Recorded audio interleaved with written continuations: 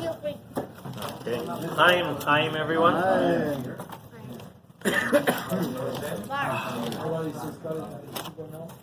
On June 10th, year 2000, the Millennium Bridge was opened in London. The Millennium Bridge was a new pedestrian bridge crossing the Thames River. And as soon as it opened, large crowds gathered upon this new bridge. Very interesting design. Instead of being suspended by cables from above, it had these cables which ran alongside the bridge. Very tight cables that held the bridge up. However, as soon as the crowds began to fill the bridge, they noticed something very strange. The bridge began to wobble from side to side. The police quickly had to start restricting access to the bridge, only letting a certain amount of people on at a given time. But that first of all, didn't really help with the wobble, and it just caused long lines of people all around the bridge. 2 days later, the bridge, which had cost the government over 18 million pounds, had to be closed down, and it remained closed for the next 2 years. What exactly was the problem? Right? What went wrong? This $18 million bridge, as soon as people go on, it starts wobbling. So, it was a known problem way back in 1831. 74 soldiers from the 60th Rifle Corps were marching across the Brighton Suspension Bridge in northern England. And, of course, as soldiers, they marched in step. All the soldiers marched together. And as the soldiers were marching on the bridge started to shake up and down a little bit. And the more they marched, the further they marched, and the more people were marching, the more it shook. And the whole bridge collapsed. 60 soldiers fell into the water. 20 of them suffered serious injuries, but luckily no one was killed. After this point, the British Army ordered that when soldiers cross a bridge, they have to break step. They shouldn't march in step while crossing a bridge, because obviously if all the soldiers are marching together, they can cause the bridge to collapse. And this is something which was taken into account when building new bridges. They have to make sure that the resonant frequency of the bridge shouldn't match the marching of soldiers. However, the Millennium Bridge, when it was opened, there were no soldiers crossing. No one was walking. No one was marching. No one was walking together. It was just random people walking across the bridge. So what was going on over there? What? The Millennium Bridge, which became still known today as the Wobbly Bridge. Which state? Which country? This is in London. It's a pedestrian bridge crossing the Thames River. England. You mean the song London Bridge? No. That song predates this bridge. So what exactly was the problem? So over 350 years ago, Dutch physicist Christian Huygens created the first pendulum clock. And one of the reasons he created it was he wanted a clock that can be used on board ships to tell the time, and that can tell the time accurately, because ships, in order to know their position, their longitudinal position, need to measure time accurately. And they have to figure out a way to create a clock that can keep time accurately on boats which move around. And since the pendulum clock is obviously caused by the oscillations of the pendulum, you have to make sure that it's not affected by the shaking of the boats. So he suspended the clock from a wooden beam, which was suspended in the air, and that way it wouldn't be affected so much by the movement of the boats. However, in order to make sure, clocks were still not that reliable, and a clock could suddenly break at that time, so what he did was he suspended 2 clocks on the same board of wood, and that way, if one of the clocks breaks, there'll still be another working clock. And as he's setting up this, what? Well, it could happen, but it won't be such a common occurrence, right? He wasn't very worried about that.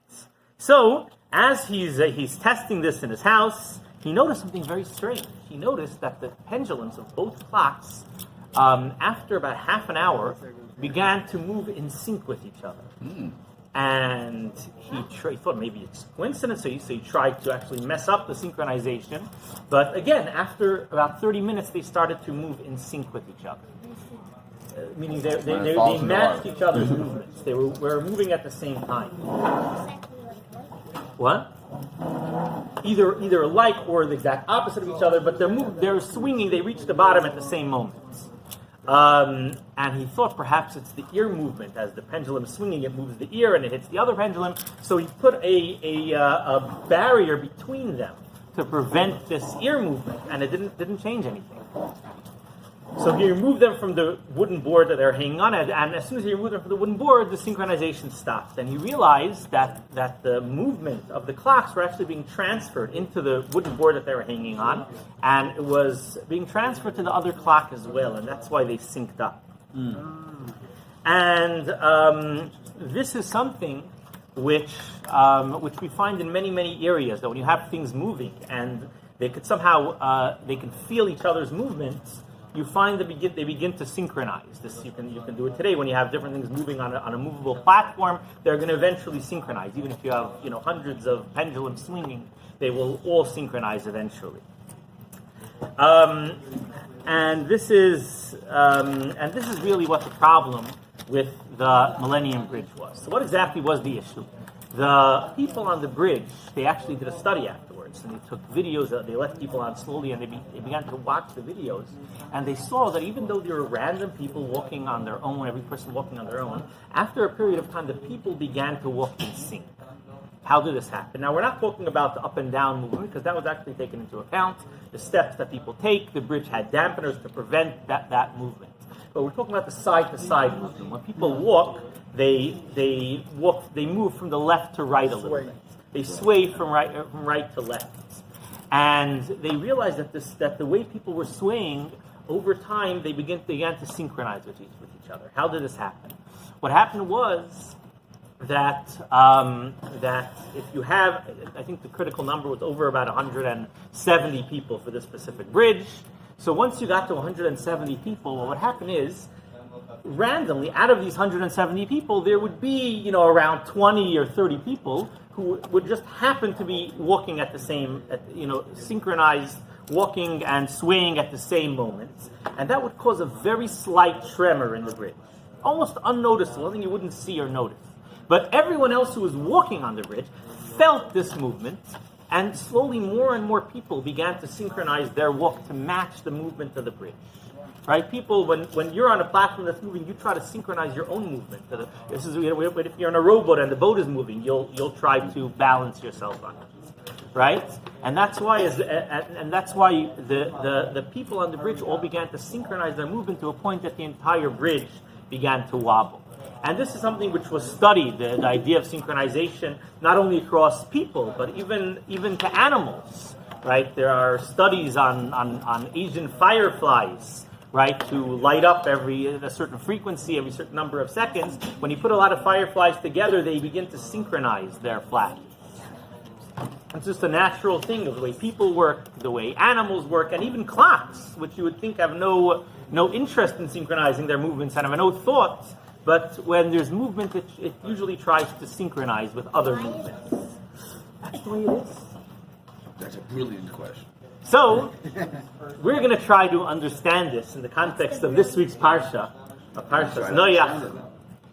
So, in Parshas Noach, we find that Hashem, the people in that generation were very wicked, and Hashem decided He's going to destroy not only the people in the generation, but all life in the generation, even the animals. Right? There were certain, 2 of each species who were actually saved, but all the animals were destroyed as well. So why were the animals killed? Except for the fish, that's right. So why were the animals killed? So the Torah says, Kihishkis kol basar darkei haaretz. All flesh became corrupt, became immoral. And this includes even the animals. But not the fish. The fish somehow remained pure, remained good, remained moral. And the obvious question is, we know that people are given freedom of choice.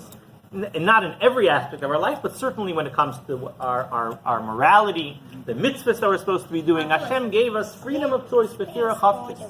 But animals do not have free choice. So how can this come about that the animals suddenly decided to become immoral and corrupt? And what's up with the fish? The Fishtaps have a good Yetzer Tov. They were able to remain moral while all the animals did not remain moral. It's got What's to do with going the problem on? of having a big tank in the ark. How is it that the animals who have no free choice suddenly became immoral, and somehow the fish didn't? And how exactly does this take place? So the Gemara in Brachos tells us a very interesting story. Tells us a story of Rabbi Gamliel, the Nasi of the Jewish people, who was a Nasi during a very difficult time. He was a Nasi shortly after the destruction of the temple. And obviously the entire lifestyle of the Jewish nation was changed at that point. Right? You still had a yeshiva, you still had Torah, you still had Jewish leaders, but now the land was run by the Romans. It was, you didn't have a Beis Hamikdash to go to. And Rabbi Gamliel felt that Judaism was in danger, Jewish life was in danger. And he felt that in order to maintain Judaism the way we know it, he has to use his power as Nasi to make sure that everything runs smoothly and that there's no dissent and there are no different people doing their own things. And the Mishnah tells us, in Rosh Hashanah, Perek Beis Mishnah Tes, it tells us that there were, in those times, they used to establish the new month when witnesses used to come and testify about the new moon.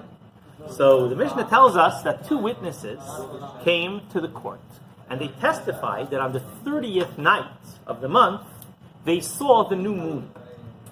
However, something very strange happened. The next night, the 31st night, the moon was not visible.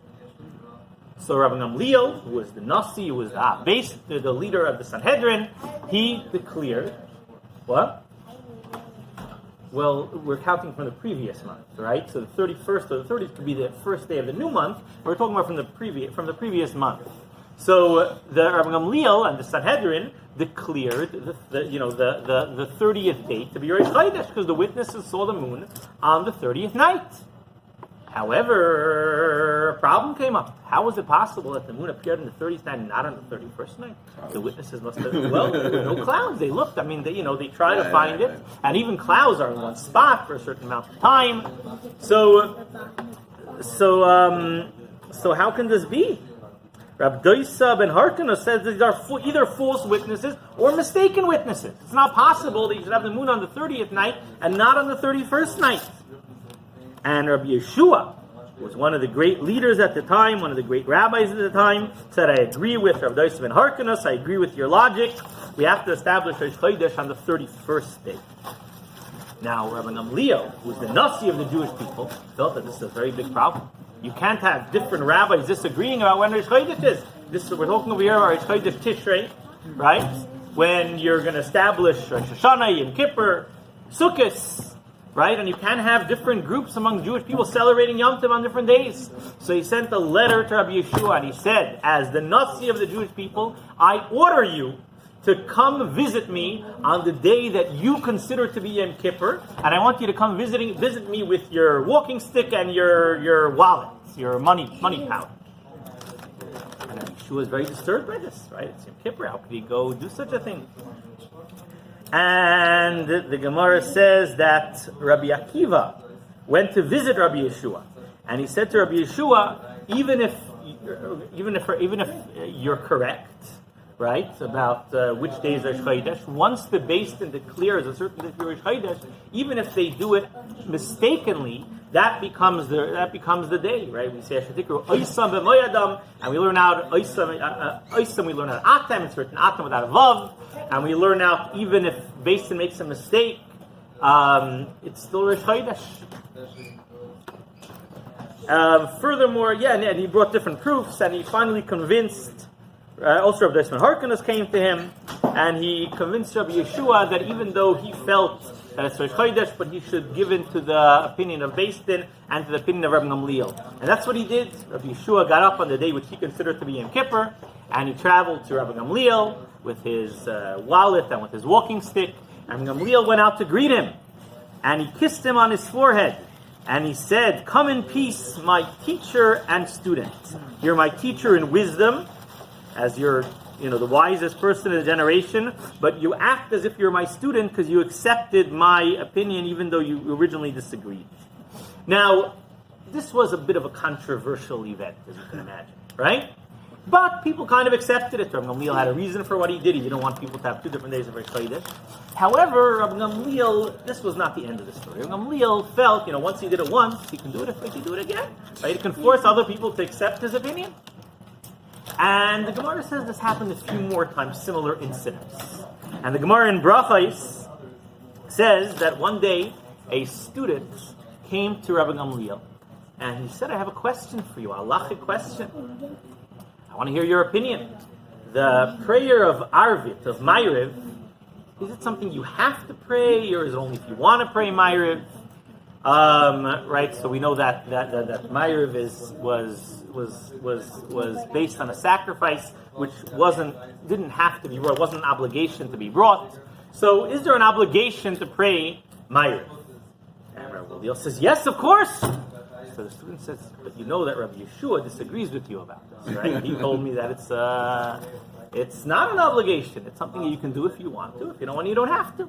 Now, just to be clear, today the Jewish nation already accepted Ma'ariv as an obligation. Here we're talking about the original obligation at the time of the Talmud. So Rabbi Yeshua disagrees with you. So when he says, what? Rabbi Yeshua is issuing rulings differing from my own? You got to wait until all the rabbis come into yeshiva, and I want you to wait till the yeshiva is full, jam-packed, and I want you to stand up and ask me the same question in front of everybody. Okay? Right, his words, well, let me just see the words he used. Okay. He said, wait until the masters of the shields enter the house of study. That's how we refer to the rabbis. So that's what he did. They waited till all the Talmidei Chacham came into the yeshiva, and again the student gets up and he says to Rabbi Gamliel, is there an obligation to pray Ma'ariv? And he said, yes, there's an obligation to pray Ma'ariv. And he looks around and he looks at Rabbi Yeshua. Rabbi Yeshua kept quiet. So Rabbi Gamliel says, is there anyone here who disagrees with me about this ruling? And again, Rabbi Yeshua kept quiet. So Rabbi Gamliel turned to Rabbi Yeshua and he said, it said over in your name that you disagreed with me about this? I have a student who testified in your name that you argue with me, that you hold it's not an obligation. And Rabbi Yeshua still remained seated. He didn't want to say anything. So Rabbi Gamliel says, don't stand up on your feet and testify about what your opinion is. So Yeshua got up and he says, listen, I try to keep quiet. I didn't want to cause a scene over here. But listen, if there's a student here, I'm not going to lie. I'm not going to say it didn't happen, right? If the student wasn't here, I would be able to keep quiet. But, I have to, I do disagree with you about this law. Now, Rabbi Gamliel turns away from Rabbi Yeshua and he continues teaching. And apparently the way it worked was that when the Rosh Yeshiva would call on somebody to stand, he would have to tell them afterwards to sit back down. They weren't allowed to sit down until he told them to. So since he turned away from Rabbi Yeshua remained standing. And Rabbi Gamliel started talking about other subjects, and an hour went by, 2 hours went by, and Rabbi Yeshua was like just standing there. And everyone's like looking at Rabbi Yeshua standing there, and Rabbi Gamliel was ignoring him. And the other Torah scholars in the shul began to talk amongst themselves. This is wrong. Rabbi Gamliel publicly disrespects Rabbi Yeshua. This is not right. And this is not the first time it happened. It happened Shoshana. There was another case that had happened. And they held a meeting afterwards and they decided that Rabbi Gamliel did not act properly. He's abusing his power. Right? He's abusing his office. And he has to be removed from his position. He has to be removed from the position of Nasi. So who should become the new Nasi? So maybe they should appoint Rabbi Yeshua, but they felt that it would really hurt Rabbi Gamliel if they appointed Rabbi Yeshua. It wouldn't be right. Should they appoint Rabbi Akiva as the Nasi? So they said Rabbi Akiva is son of a convert, and he doesn't have schus avos. He doesn't have the merit of his ancestors to protect him. And if Rabbi Gamliel will be angry at him, he can cause him to be punished. So they wanted to appoint somebody with schus avos.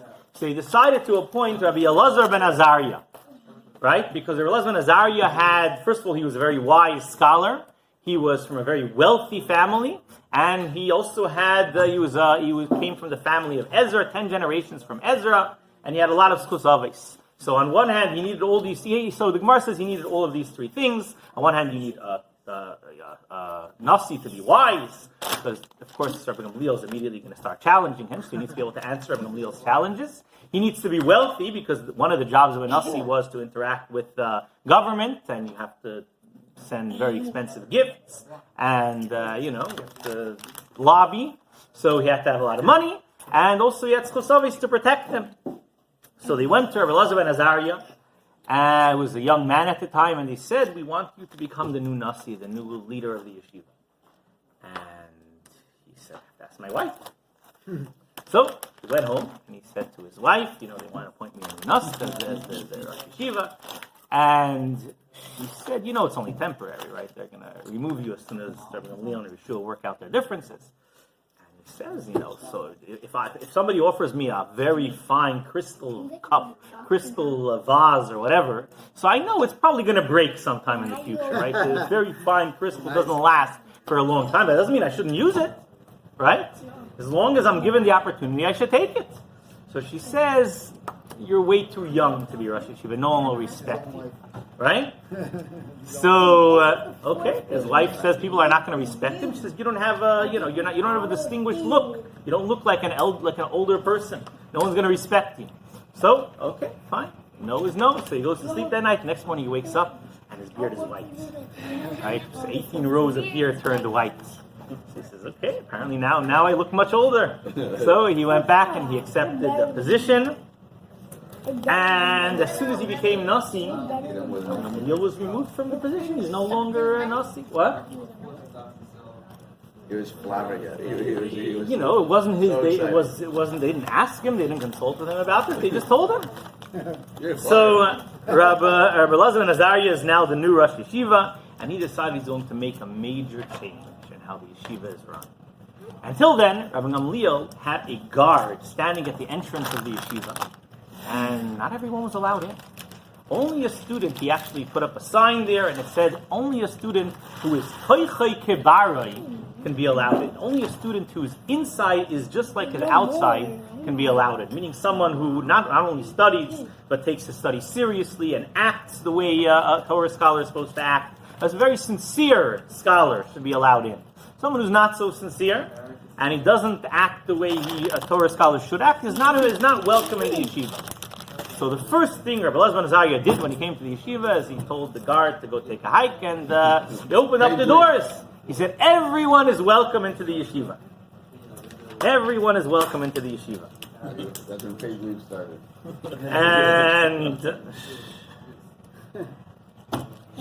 And the Gemara says that hundreds and hundreds of students came into this. New students came in. According to one opinion, they had to bring in 400 benches. They had to add 400 benches. I don't know how many people sat on a bench, but they had to add 400 benches in the yeshiva. According to another opinion, they had to add 700 benches. Right? And Rabbi Gamliel was a little upset by this. Right? He sees so many new students coming into the yeshiva. And the Gemara says that he became sad. He said, "Have I prevented so many people from learning Torah?" Right? And he became very sad and depressed. So the Gemara tells us that he saw a vision. He was shown a vision. What vision was he shown? He was shown, he had a dream, and he saw a bunch of beautiful white jugs that were filled with ashes, which was meant to show him that these students that look like they're all white and beautiful are really filled with ashes inside. They're not real, it's not the real thing. So he calmed down. But the Gemara continues, even though from heaven they showed him this vision, it was not true. They did it to calm him down, but in truth, these were sincere, good students, and Hashem was very happy that we had all these new students in the yeshiva. As a matter of fact, all the questions that the rabbis had been struggling with over the past few months, they were able to answer that first day. With all of this new influx of Torah, of students, of scholars, they were able to answer all the questions. The entire tractate of Ediyos was taught on that day. There was no halacha which they were unsure about, which they were not able to resolve on that day. Furthermore, even Rabbi Gamliel himself was just fired from his position. He also came to yeshiva and he also took part in the learning. And the Gemara tells us that day a convert a convert from Ammon, Yehuda the Ammonite, came into the yeshiva. And he said, I have a question. Am I allowed to marry a Jewish woman? So Rabbi Gamliel got up and he said, no, absolutely not. Right? Rabbi Yeshua got up and he said, no, you're allowed to. Of course you're allowed to marry a Jewish woman. So Rabbi Gamliel turns to Rabbi Yeshua and he says, isn't there a clear verse in the Torah that says, Lo yavai Ammoni me'avi b'kal Hashem, that an Ammonite or a Moabite is not allowed to marry a Jewish woman? And Rabbi Yeshua answered him back, that's only true in earlier generations where the people living in the country where the Ammonites lived were actually from Ammon.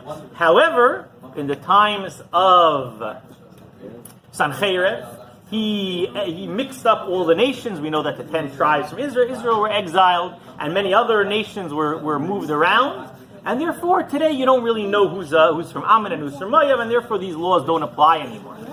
So Rabbi Gamliel says, but that was only temporary because we have a prophecy that all of the nations that Sancheriv moved around will eventually be returned to their position, their rightful position. So Yeshua says that will happen one day, but it didn't happen yet. The 10 tribes of Israel weren't returned, right? And Rabbi Yeshua's position was accepted. So Gamliel says, if everyone's accepting Rabbi Yeshua's position, maybe I should go apologize to him, right? So he's a little ashamed to do it at the yeshiva in front of everybody, so he figures he'll go visit him at home. Right? So he goes to his house, to Rabbi Yeshua's house, and he comes into his house, and he sees the walls of his house are completely black. And he looks around, and he looks at the tools that are there, and he realizes that Rabbi Yeshua is a blacksmith. He had never known this. And he turns to Rabbi Yeshua in surprise, and he says, I see from your house that you're a blacksmith. I had no idea that you were working so hard. I saw you in yeshiva. I figured you sat and learned all day. I didn't know you were working so hard as a blacksmith. So Rabbi Yeshua said to him, woe unto the generation whose leaders are unaware of the difficulties that the Torah scholars have to endure. So Rabbi Gamliel says, I'm here to apologize. I'm sorry I insulted you. Please forgive me. Rabbi Yeshua ignored him. Right? He didn't feel it was, he needs to forgive him. So he says, forgive me in the merit of my father, Rabbi Shimon ben Gamliel. So this Rabbi Yeshua was not able to refuse, and he says, I forgive you. I'm okay with you being restored to your position. Right? So they have to notify all the rabbis in the yeshiva. They're at Rabbi Yeshua's house. They have to notify the rabbis in the yeshiva about this. So they decide they're looking for somebody to go and notify us. There's a launderer who was nearby, so they sent him to the yeshiva, but the rabbis didn't trust him. They thought Rabbi Gamliel, the Nasi, must have sent him. He must be one of his servants. So they said, we opened up all the doors, we removed the guards, but we have to put a guard there to make sure Rabbi Gamliel's servants don't come and try to, So Rabbi Yeshua realizes they're not going to listen to him unless he goes himself. So he himself went to the yeshiva and he told them that he forgave Rabbi Gamliel and he's okay with Rabbi Gamliel being restored to his position. So the rabbis now don't know what to do, right? They already have a new Rosh Yeshiva, a new Nasi, and they can't remove him because the halacha is that a person who is elevated can never be, you lift people up, you don't lower people down. So he was the Rosh Yeshiva for the past few days, right? So you can't remove it entirely. So maybe they should have 2 Rosh Yeshiva. Maybe they should have, 1 week Rabbi Gamliel should teach. The next week Rabbi Elazar Azariah. So he said this won't work out because if you have 2 equal leaders, they're going to start fighting between themselves.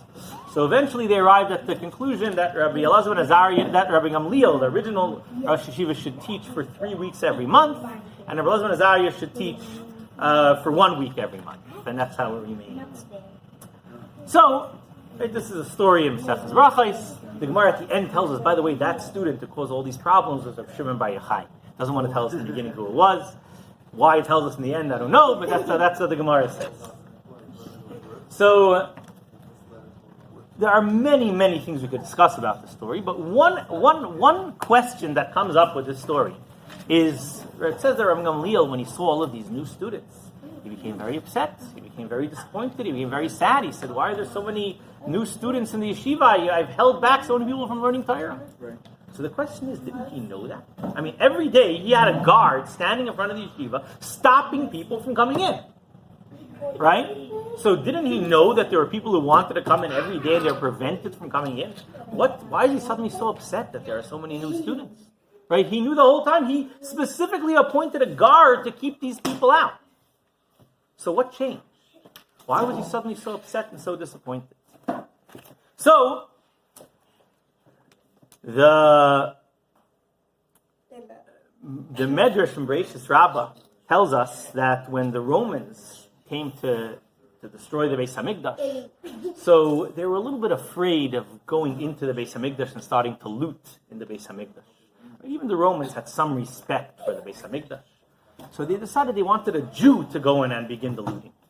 Right? So they called for volunteers. Right? Any Jew wants to go inside, and of course no Jews were very interested in this. So they said whoever will go inside can take one thing, whatever they want, they can keep from the Beis Hamikdash. So the Medrash says that there was this Jew. His name was Yosef Meshisa, obviously not a very religious Jew, not a very Torah observant Jew. And he says, that sounds great, right? So he goes running into the Beis Hamikdash, and he comes out a few minutes later with the golden menorah, right? He's like, this is for me, right? This is for me, right? So the Romans are like, no, you can't take the menorah. The menorah is to be brought back to Rome. It's a symbol of, we have to put it on the arch of Titus. We can't let you have the menorah. You can go back in and take something else. And he's like, no, I'm not going back in. So they say, you can, we'll pay you. We'll give you a lot of money if you think the menorah is very valuable. You can take all the tax revenue from the entire land of Israel for the next 3 years. If you go in again and you take something else. And he says, absolutely not. It's enough that I angered my God once. I will not do it again. So the Romans said, if you don't go in, you're going to get punished. We're going to kill you. We're going to execute you. Still not going in. Absolutely not. We're going to torture you. You're going to die a very painful death. Absolutely not. So the Romans took him. The Gemara says they put him into some sort of device that was used to chop wood. And they began torturing him. And the entire time he's calling out, woe unto me, for I have angered my Creator. It's enough that I angered my Creator once, I will never anger my Creator again. So the question is, the Panovich Rav asks on the story, Yosef Meshisa, an hour earlier, he was so excited to run into the Beis Hamikdash to come out with the menorah, and now suddenly he's Moiser Nefesh, he gives up his life, he suffers terrible pain, terrible torture, but he refuses to go in. What happened? Perhaps if the Kohen Gadol was inside and had spoken to him, maybe given him a few classes, you would understand. But the Beis Hamikdash was empty, right? What happened? Where's the change? And he explains very simple. Yosef Meshisa spent a few minutes inside the holiest place in the world. Inside a place that for the past 420 years, people were spent all their time serving Hashem. You cannot walk into such a place and walk out as the same person. Right? He walked out of the Beis Hamikdash. He ran in to get the menorah. He was so excited. By the time he walked out, he said, I angered Hashem once. I will never do it again. I'm willing to give up my life and suffer terrible pain not to do it again. And this is also what's going on for Gamliel. Gamliel didn't want any of these students in the yeshiva because they weren't sincere. They weren't serious about learning. But as soon as the guard was removed and all of these students came in, Gamliel saw something amazing. Look, all of these insincere students, as soon as they come into the yeshiva, they're in an environment of Torah, they immediately change. And this is something that we find just like people on the bridge, right, who are synchronizing their walk. When you're around other people who are acting in a certain way, you also begin to act that way. And this is true not only for people. We find the Gemara tells us in Chulin, or Pinchas ben Yair, interesting journey that he took. The Gemara has a lot of stories about his journey for Pidyon Shvuyim. And one of the events that the Gemara tells us is as he's traveling, he arrives at an inn, and the innkeeper takes his donkey into the barn, and they want to feed the donkey, but the donkey refuses to eat. They come to Pinchas ben Yair and they say, your donkey doesn't want to eat. And he says, did you take truma and meiser from the grain? And they're like, no. He said, we bought it from Haaretz, it's Demai, we don't know if from meiser we're taking, whatever the story is. And he says, my donkey is on the way to do a mitzvah of Pidyon Shvuyim, and you're trying to feed him teva, untithed produce. So what's going on. Donkey is not a big Torah scholar, but this donkey was in the presence of Pinchas ben Yair, and it was affected by his actions, right? And this is really this is how the Beis Halevi explained what's going on in this week's Targum, right? The entire generation is corrupt and wicked. Says the Beis Halevi, this affected everyone who was there. That's why it was so difficult for Noach to remain righteous and everyone around him is sinning. And it doesn't only affect people, it affects animals as well. And therefore all the animals that lived amongst the people were also affected by it. Now the fish, they live in the water, they're kind of separated, they don't see the people don't see them, so they were able to get away with remaining righteous. Right? But all the animals that were around the people were all affected by this. Right? And the Beis Halevi continues. He says this is something. It's beautiful. It's actually amazing how he writes it. See, I copied his words over here, right? He says this is something which it's hard to understand. He says, right? How could the animals be affected by the actions of the people? However, he says he says even though we can't understand it, it's something that you can feel clearly. How can you feel it clearly? He says, try it. Go to a town of wicked people. And you'll see that you also want to, you're immediately are going to be overcome with a desire to sin. Right? And if you go to a place with righteous people, you'll immediately feel it. Now, I've tried it and I haven't really, I haven't felt the same way that the Beis Halevi did. But that's what he writes. He writes, you can actually feel this. I'm sure someone on his level does feel it. And we also feel it, but we're not aware of it as much as he was. Right? And this is really what's going on, and that's why the Rebbe also explains, this is why the animals in the Teva were living like the times of Mashiach. Right? The animal, says the lion became tame. It stopped killing other animals. Why? Because it was an environment of the Teva. The animals changed. That's why it says the Mashiach will come. The lion will stop killing. Why? Because people will stop killing. Why do lions kill today? Because people kill, so lions kill too. Right? When people will stop killing, the animals will stop killing. And just to conclude with the story of Rabbi Sachar Doiv.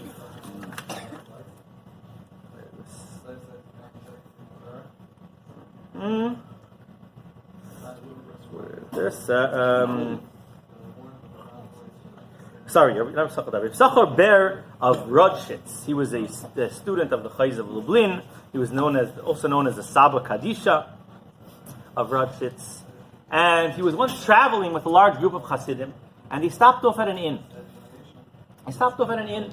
And of course, the innkeeper invited him in. He prepared a nice room for him.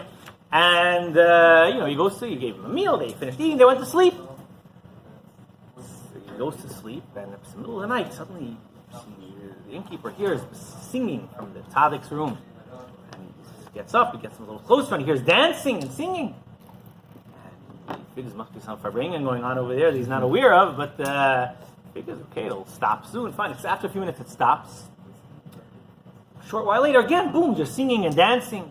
And this goes on the entire night. Every once in a while, suddenly the tzaddik gets up and starts singing and dancing. So the next morning, the innkeeper comes over to him and he says, what's going on? What was this periodic dancing the whole night? And every hour you're getting up to dance. And he says, well, what is this about? And he says, well, I don't know, but maybe you can tell me. That clock that you have hanging in your inn, that rings every hour, that chimes every hour, where did you get the clock from? He says, well, many years ago there was this poor rabbi who was traveling, and there was a big storm, and he had to stay in my inn for a week, and he didn't have money to pay. So I think he didn't know his name. And at the end, he didn't have money to pay, so he gave me this clock. So he said this clock, he had different things that belonged to his father. His father had recently passed away, and he had different items that belonged to his father, and he gave me the clock. So that's what I have. So he says, do you have any idea who this rabbi was? He says, I don't remember his name. Can you describe him for me? So he describes it, and he says, oh, this must have been Rabbi Yossele Tolchiner. This was the son of my Rebbe, the Chayz of Lublin. This was my Rebbe's clock. And he says, let me explain to you what's so special about this clock. Usually, when a clock chimes, the sound that it makes is a sad sound. Right? Another hour has gone by. You wasted another hour. Right? Another hour of your life is over. Right? You have now 1 hour less to serve Hashem, to accomplish things. It's a sad time. Every time the clock chimes, it's a sad reminder that we just lost out on another hour just passed by. However, my Rebbe, the Chayz of Lublin, first of all, he used every moment properly, so there was no sadness, and he lived his whole life waiting for the coming of Mashiach. So every time the clock chimed, it was a happy sound. We're 1 hour closer to the coming of Mashiach, to the final redemption. And even though my Rebbe passed away many years ago, but this attitude, this emotion, this feeling, this joy still remains in this clock. This clock that was in my Rebbe's room for so many years was affected to a point that I now come back to this clock many years later, and when I hear the chime, I immediately began to sing and dance. And that's why every hour I was up and jumping and dancing, because I felt the joy that my Rebbe felt when this clock chimed. So this is something which we find in people, it's something which can be found in animals, and it's something which can even be found in clocks and inanimate objects, right? When you're in a certain environment, you're affected by the environment. And there's a very important lesson for us. First of all, there's a lesson of how we have to surround ourselves with people who will be a good influence on us, right? If we walk on the Wobbly bridge, we'll start to wobble, right? And if we walk on a straight, smooth, good bridge, we'll also be straight and smooth, right? If we are in an area when we surround ourselves with people who are good and who are a good influence on us, then we'll also be righteous. And we have to avoid bad influences. But on the other hand, there's an even more important lesson. Every time we want to do something, we want to do something good, we have to realize that not only are we changing and affecting ourselves, we have a tremendous influence on all of those around us. Chaim. They made a